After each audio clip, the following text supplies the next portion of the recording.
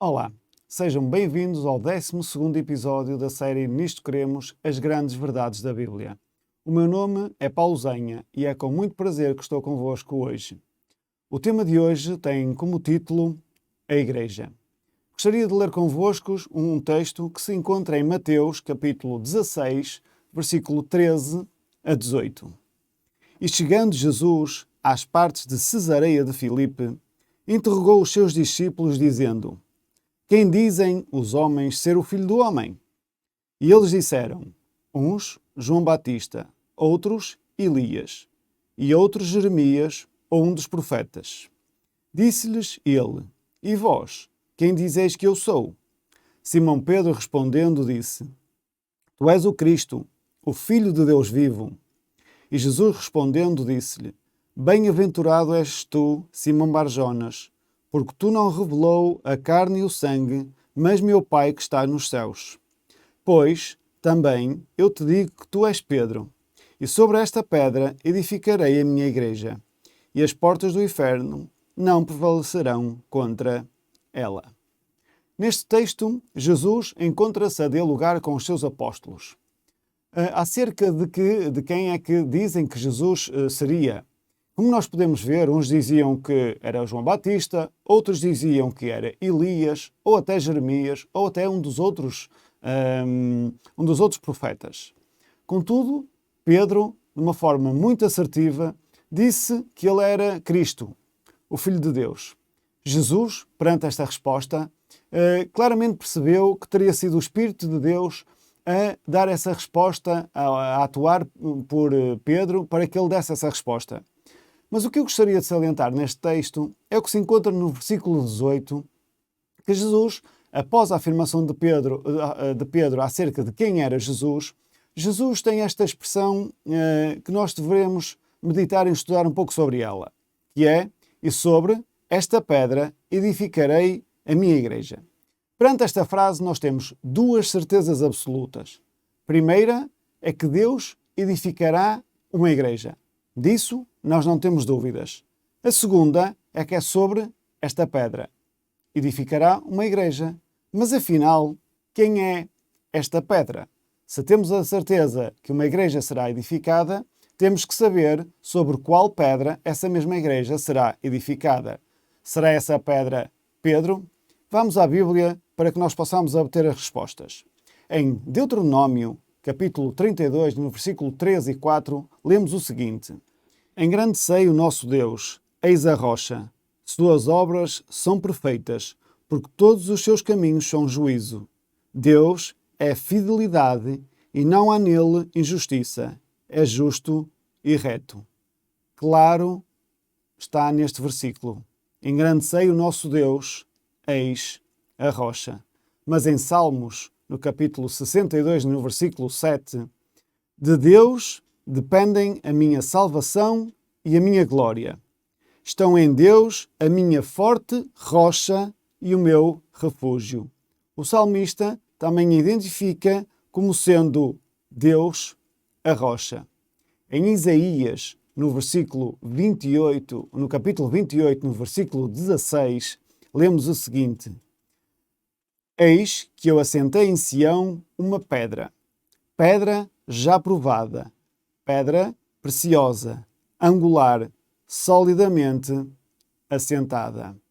Mais uma vez, temos mais um profeta claramente a identificar quem é a pedra. Mas vamos ao Novo Testamento. Vamos ao livro de Atos, no capítulo 4 e no versículo 11. Ele é a pedra que foi rejeitada por vós, os edificadores, a qual foi posta por cabeça de esquina. Quem é a pedra? Sim, a pedra é Deus. E em 1 de Pedro, no capítulo 2, no versículo 3 e 4, agora que já provastes que o Senhor é bom, chegando-vos para ele, pedra viva, rejeitada, na verdade pelos homens, mas para com Deus eleita e preciosa. Até Pedro conseguiu compreender claramente quem era a pedra.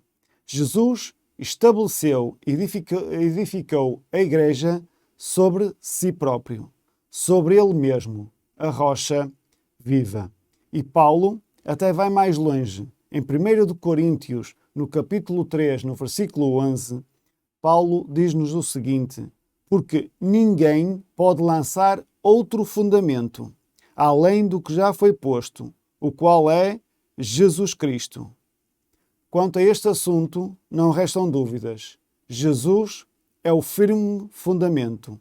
É a rocha sobre a qual a sua igreja seria edificada. Mas agora podemos nos perguntar o que é uma igreja. Nas Escrituras, a palavra igreja é uma tradução do termo grego eclésia, que significa chamado para fora.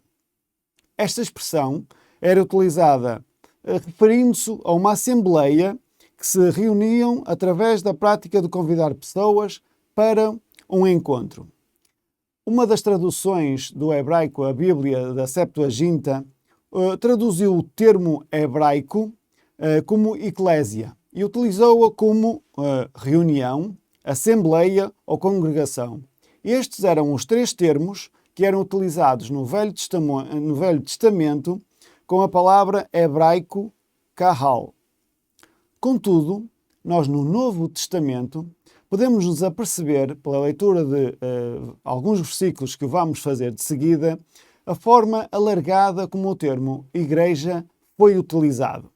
Então, em 1 Coríntios, no capítulo 11 e no versículo 18, diz-nos o seguinte: antes de tudo, ouço que quando vos reunis na igreja, claramente conseguimos entender que aqui a igreja é um conjunto de crentes reunidos para a adoração em um lugar específico. Em Gálatas, no capítulo 1, no versículo 2, e todos os irmãos que estão reunidos na Galácia.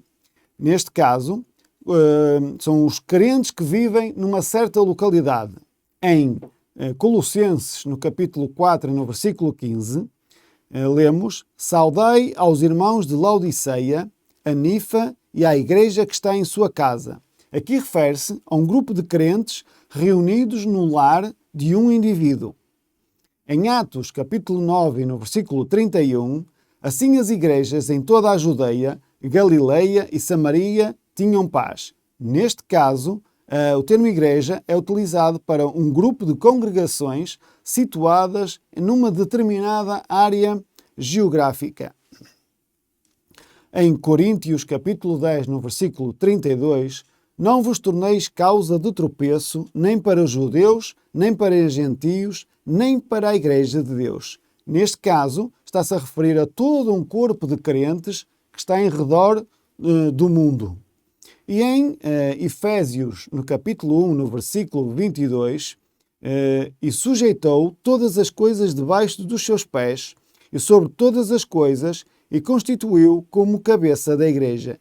Neste caso, a igreja está-se a referir a toda a criação fiel, tanto nos céus quanto na terra. Claramente conseguimos entender, por os versículos que acabamos de ler, que o termo igreja era utilizado de várias formas. Mas vamos ler Atos, capítulo 20 e no versículo 28, para termos a certeza de algo que é devidamente esclarecedor neste versículo. Olhai por vós e por todo o rebanho sobre o qual o Espírito vos constituiu bispos para apacentarem a igreja de Deus, a qual comprou com o seu sangue. Neste versículo, nós conseguimos entender claramente que a igreja claramente pertence a Deus. A igreja identificada como a igreja de Deus. Porque Deus a comprou, reparem, com o seu sangue. Ou seja, a Bíblia retrata a igreja como uma instituição divina. Ele chama-a de Igreja de Deus. Em Mateus, no capítulo 18 e no versículo 17 e no versículo 18, lemos o seguinte: e se não as escutar, dize à igreja. Se também não escutar a igreja, considera-o como um gentio e publicano. Em verdade vos digo que tudo o que ligardes na terra será ligado no céu, e tudo o que desligares na terra será desligado no céu. Estes versículos encontram-se inseridos numa temática na qual nos é esclarecida, a Bíblia nos esclarece, qual é a forma correta de abordar um irmão pecador. Indica que o irmão pecador que não ouvir a sã repreensão deverá ser, após uma alerta individual ou até em seguida de uma alerta em grupo, deverá ser alertado pela Igreja. Eu saliento, porém, que não é nosso intuito o estudo desta temática do perdão no estudo de hoje. Para isso nós devemos fazer um estudo mais aprofundado. Eu apenas estou a querer esclarecer no qual o versículo 17 e o versículo 18 de Mateus 18 se encontram inseridos. Ou seja, após esta sã repreensão da Igreja, a Igreja tem autoridade divina para atuar contra este pecador que não aceitou esta sã repreensão. Ou seja, Jesus investiu a Igreja com divina autoridade. Nós já vimos vários versículos no Novo Testamento que testificam da veracidade da Igreja de Deus. Mas podemos nos perguntar, a Igreja apenas surge no Novo Testamento ou será que a conseguimos encontrar no Velho Testamento?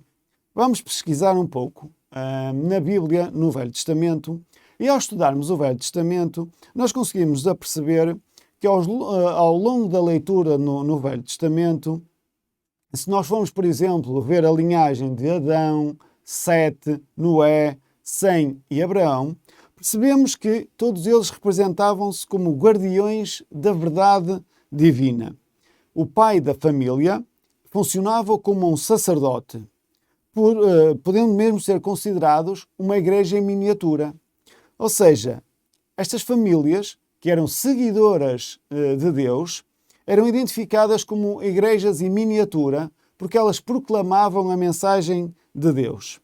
Sabemos nós que a Abraão Deus concedeu uma aliança, uma bênção especial que por intermédio dele todas as nações seriam abençoadas.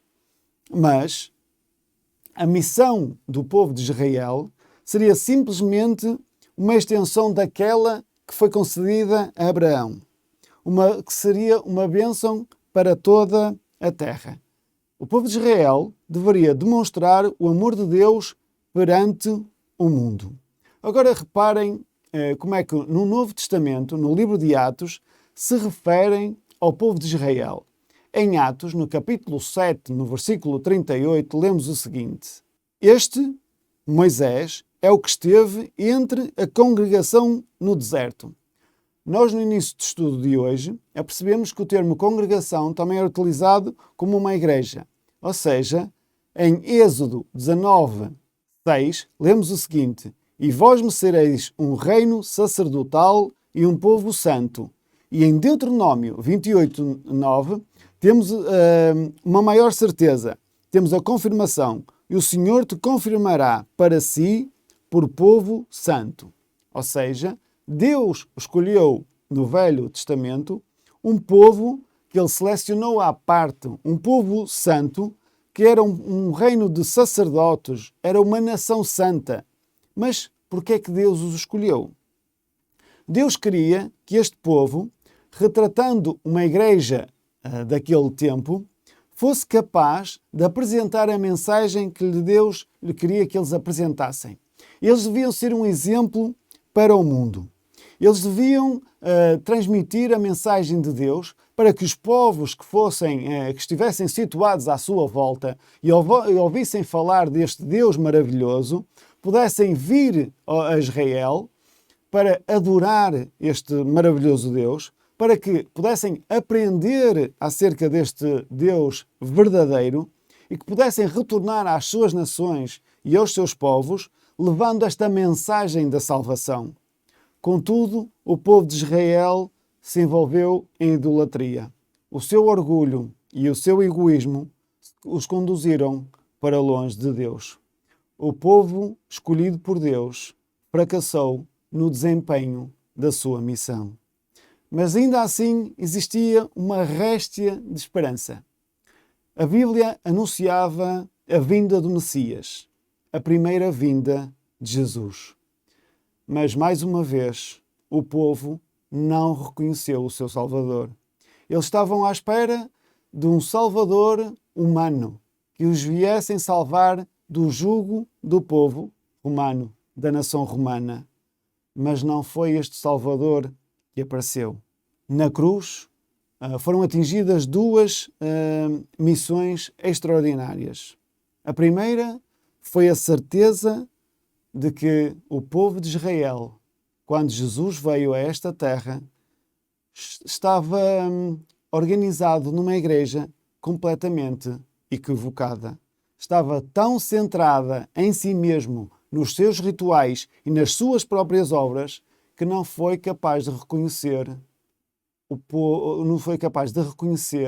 aquele que os tinha escolhido como o povo santo.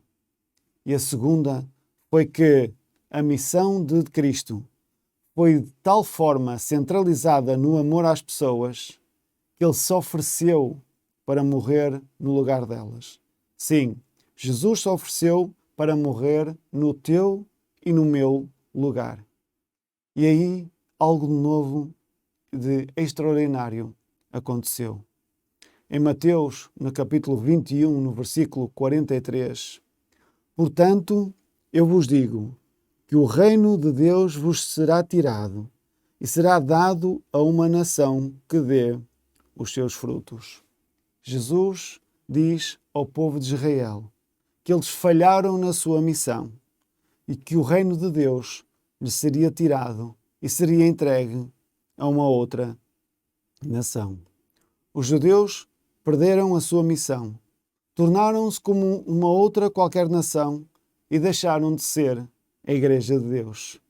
Em seu lugar, e para si e para mim, quão bom que isto é, Deus estabeleceu uma nova nação, uma nova igreja, a igreja deste Novo Testamento que nós estamos aqui a estudar, a qual deveria levar avante a missão que Deus tinha confiado ao povo de Israel. Missão essa que eles tinham falhado. Missão essa que Deus está a confiar a cada um de nós para que nós possamos levar ao mundo. A cruz significou o fim da missão do povo de Israel, mas para a alegria nossa, a ressurreição de Cristo inaugurou a Igreja Cristã e a sua missão, a proclamação do Evangelho da salvação através do sangue de Cristo. Em Gálatas, no capítulo 3, no versículo 26 a 29, porque todos sois filhos de Deus pela fé em Cristo Jesus. Porque todos, quando fostes batizados em Cristo, já vos revestistes de Cristo. Nisto não há judeu, nem grego, não há servo, nem livre, não há masculino, nem feminino, porque todos vós sois um, em Cristo Jesus. E se sois de Cristo, então sois da descendência de Abraão e herdeiros, conforme a promessa. A Igreja do Novo Testamento está intimamente relacionada com a comunidade de fé do antigo Israel. Foi edificada tanto com os judeus convertidos quanto com os gentios que decidiram crer em Jesus Cristo. Atualmente, o verdadeiro Israel é composto por todos aqueles que, pela fé, aceitam Cristo Jesus como o seu Salvador.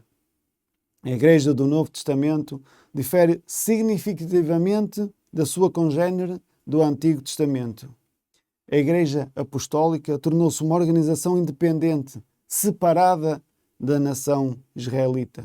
As fronteiras do povo de Israel foram abolidas. Passou a ser uma igreja universal, uma igreja com uma missão global. Esta missão que se encontra descrita em Mateus, no capítulo 28 e no versículo 19. Portanto, ide, ensinai todas as nações, batizando-as em nome do Pai e do Filho e do Espírito Santo. Esta igreja tornou-se ela numa igreja missionária, cuja existência tinha como vista cumprir o propósito de Deus, o propósito que o povo de Israel tinha falhado. Fazei discípulos de todas as nações. Foi isto que Deus tinha pedido ao povo de Israel. e eles falharam. Quiseram apenas ficar centrados neles mesmos e nas obras que eles conseguiriam realizar para obter a salvação. Mas a salvação é obtida apenas pela morte de Cristo na cruz. Não há nada que eu possa fazer ou que tu possas fazer para obter a salvação. A salvação foi obtida por Jesus Cristo. Nós só temos que aceitar essa mesma salvação. Nós só temos que aceitar que Cristo é o nosso Salvador. Mas a Bíblia é um manancial de bênçãos. E quando nós decidimos estudar mais aprofundadamente, nós conseguimos aperceber que Deus utiliza várias formas para nos explicar o que é a Igreja. Então, em Efésios, no capítulo 1, no versículo 22, no versículo 23, e sujeitou todas as coisas aos seus pés, e sobre todas as coisas o constituiu como cabeça da Igreja, que é o seu corpo, a plenitude daquele que cumpre tudo em todos. Curioso é que a Igreja, neste caso, é comparada como um corpo. Curioso é que a metáfora do corpo salienta a unidade da Igreja e o posicionamento funcional de cada membro em relação ao todo. Ou seja, cada órgão é vital para o corpo e todo o corpo tem uma cabeça. Em Colossenses, no capítulo 1, no versículo 18, claro está quem é a cabeça. E ele é a cabeça do corpo, a Igreja. Sim, Jesus é a cabeça deste corpo.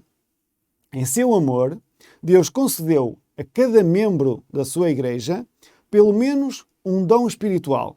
Sim, tu e eu temos um dom que nos foi concedido por Deus. Pelo menos um, ou até mais. Mas um nós temos a certeza que temos. Que nos habilita, ou habilita cada membro, a desempenhar uma função vital neste corpo que é a Igreja. Assim como cada órgão é vital para o funcionamento de todo o corpo, o completo êxito da missão que Deus nos confiou enquanto Igreja depende do funcionamento e desenvolvimento do dom de cada um de nós. Porque só nós, em conjunto, conseguiríamos levar mais longe a missão que Deus nos confiou.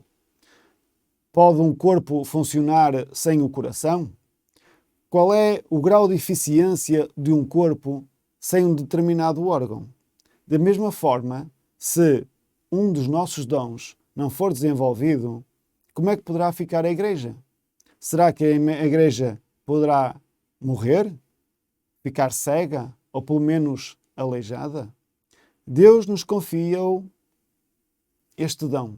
Deus nos confiou a sua missão para que nós pudéssemos levar esta mensagem das boas novas ao mundo. Mas agora reparem em 1 de Pedro, no capítulo 2, versículo 4 e no versículo 5. E chegando-vos para ele, pedra viva, reprovada na verdade pelos homens, mas para com Deus eleita e preciosa, vós também, como pedras vivas, sois edificados casa espiritual e sacerdócio santo, para oferecer sacrifícios espirituais agradáveis a Deus por Jesus Cristo. Curioso é que nós somos identificados como pedras vivas, pedras de um templo, de um edifício de Deus. Ou seja, Deus define também a sua Igreja, ou metaforicamente, a Igreja também é comparada como um templo, o edifício de Deus, o templo de Deus, no qual habita o Espírito Santo. Jesus Cristo é o fundamento, é a pedra angular. Disso nós temos a certeza. Mas este templo não é uma estrutura morta, é uma estrutura dinâmica. Sabem porquê? Porque este edifício ao qual eu pertenço, você pertence ou pode vir a pertencer, ele não está completo, porque falta sempre alguém. Falta sempre mais um. E é isto que Deus nos pede. É que nós, a este edifício, a este templo que é a Igreja, nós consigamos juntar mais pedras vivas, para que este templo, esta Igreja, cada vez seja mais forte. Em Oseias, no capítulo 2, no versículo 19, lemos o seguinte: Desposar-te-ei comigo para sempre, desposar-te-ei comigo em justiça e em juízo e em benignidade e em misericórdias. E em 2 de Coríntios, capítulo 11, no versículo 2, porque estou zeloso de vós, com zelo de Deus, porque vos tenho preparado para vos apresentar como uma virgem pura a um marido, a saber, a Cristo. A metáfora que aqui é utilizada, a igreja é representada como uma noiva e o Senhor, Jesus, como um noivo.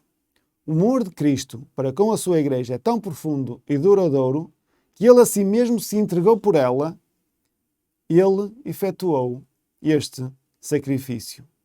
Ainda assim, sendo Cristo, ele pode purificar os membros da igreja, removendo as suas vestes imundas e vestindo-nos com roupas da sua perfeita justiça.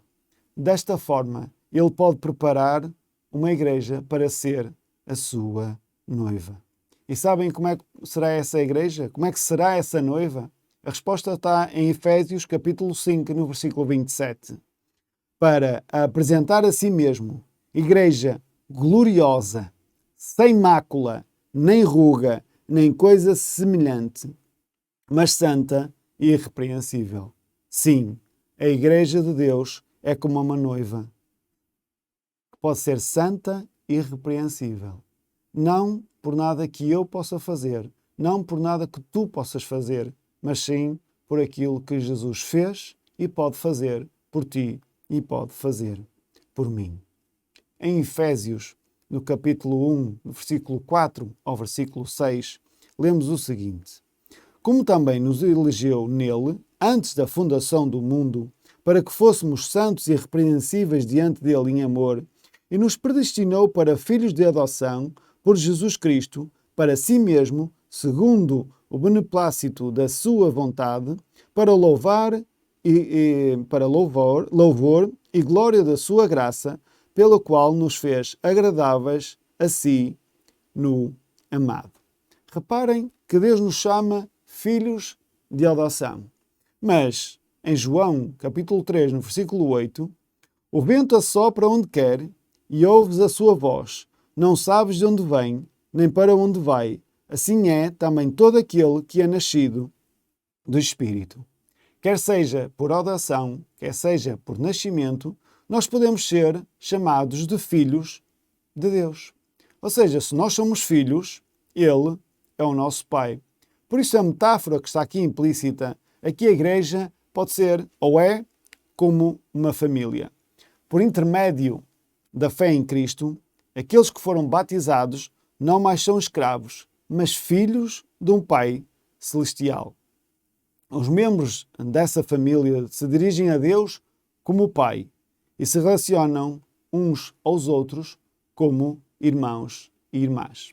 Por isso é que, se ainda não conhece a Igreja Adventista do Sétimo Dia, ao nos visitar vai-se aperceber que nós nos tratamos por irmãos e por irmãs, porque nós somos filhos do mesmo Pai, do Pai Celestial. Mas uma característica especial da Igreja como família é o companheirismo cristão. Mas este companheirismo é muito mais especial do que apenas um relacionamento humano. É uma preocupação, é uma cooperação entre todos os irmãos em prol do Evangelho.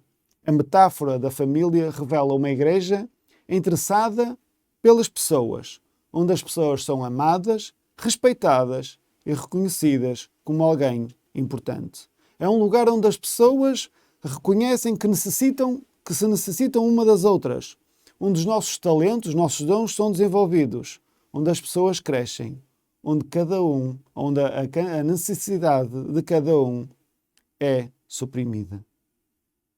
Ela também tem uma responsabilidade. Sim, esta igreja também tem uma responsabilidade extra, que é em cuidar do bem-estar dos irmãos e das irmãs, mas do ponto de vista espiritual.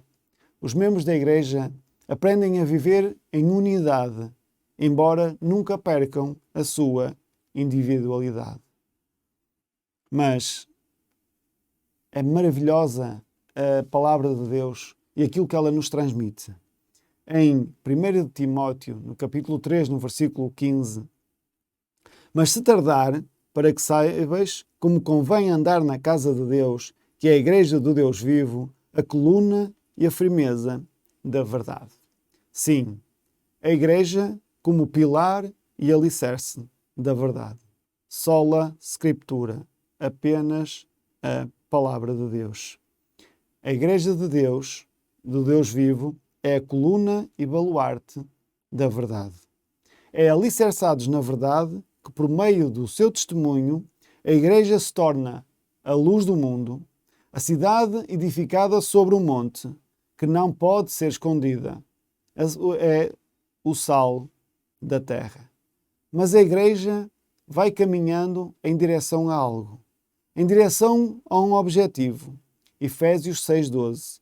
Porque a nossa luta não é contra o sangue e a carne, e sim contra os principados e potestades, contra os dominadores deste mundo tenebroso, contra as forças espirituais do mal nas regiões celestes. Sim, a Igreja é comparada como um exército. Sim, que tem lutas a travar. Mas eu vou-vos dar já a certeza. Esta Igreja será vitoriosa. Porque os cristãos devem tomar toda a armadura de Deus, a fim de que possam resistir num dia mau e, depois de ter vencido tudo, permanecer inabaláveis. Hoje nós temos a certeza que, através dos séculos, a Igreja tem enfrentado necessidades de batalhar contra o inimigo, contra Satanás. Mas temos inimigos tanto internamente como externamente. Mas a Igreja tem tido algumas dificuldades ao longo do tempo, mas tem conseguido vencer e tem conseguido ultrapassar. Se eu vos referia dois tipos de batalhas, temos uma batalha interna em que Jesus as identifica como o trigo e como o joio. Estes dois grupos de pessoas que influenciam todo o corpo, um deles trabalha a favor da purificação e outro em favor da corrupção.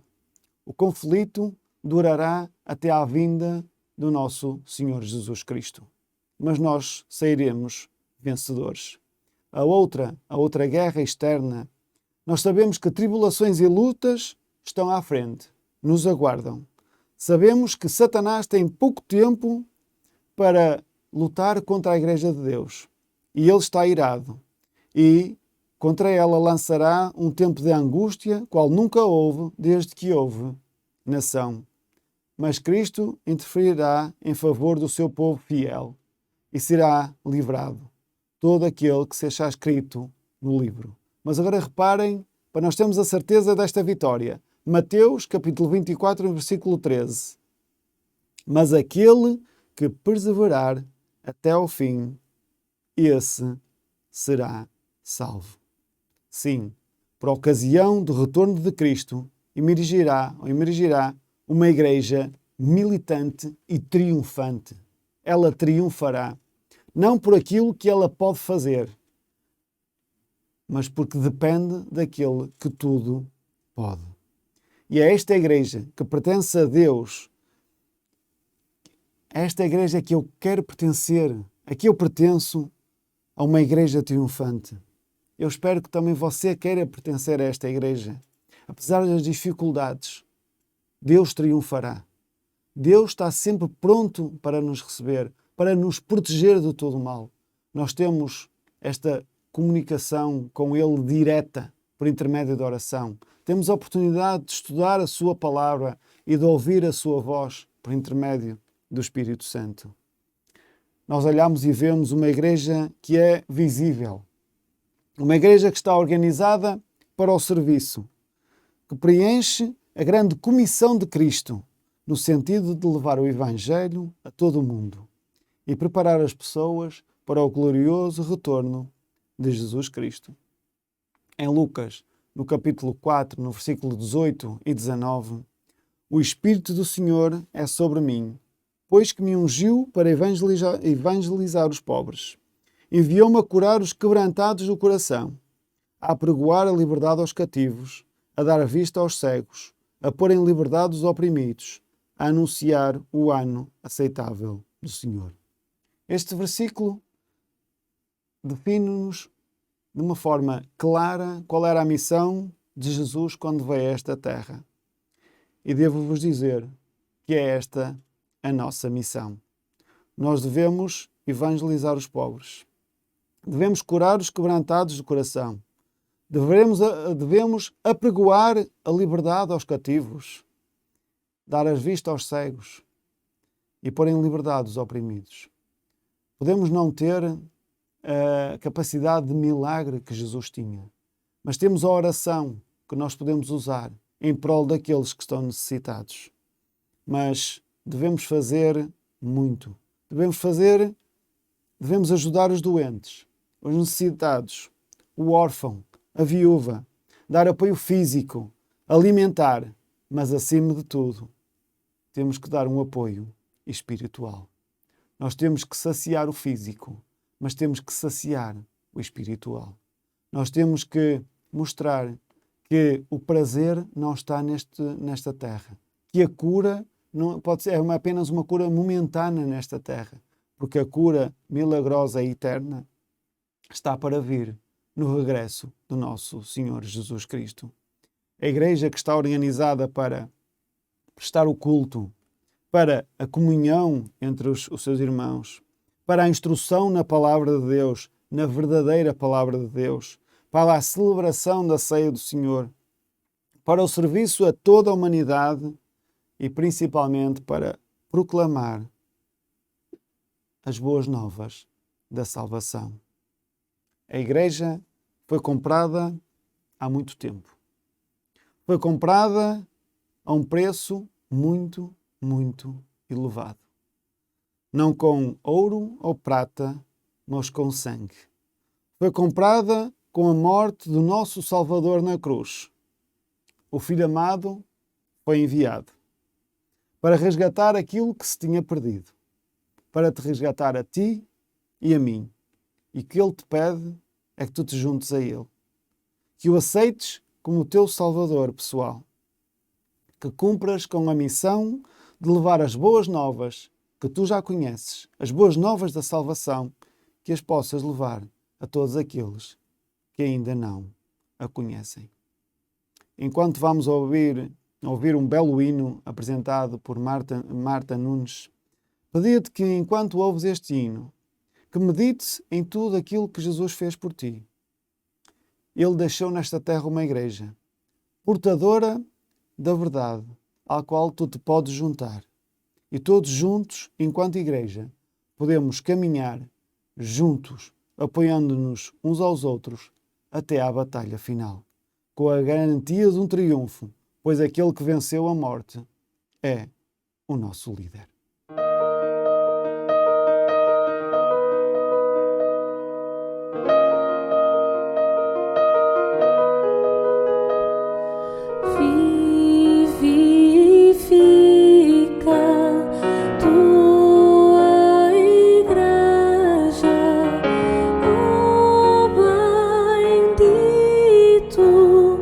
Salvador.